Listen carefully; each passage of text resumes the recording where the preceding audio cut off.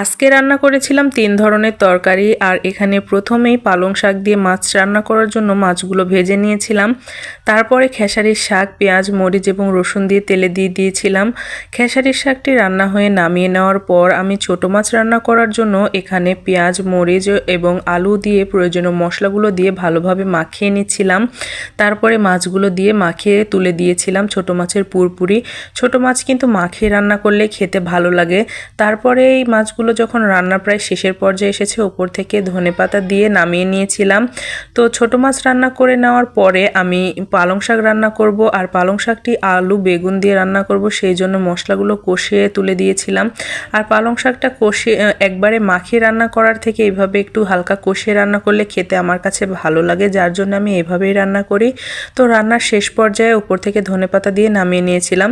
তো এটাই ছিল আজকের রান্না। সবাইকে অসংখ্য ধন্যবাদ ভিডিওটি সম্পূর্ণ দেখার জন্য।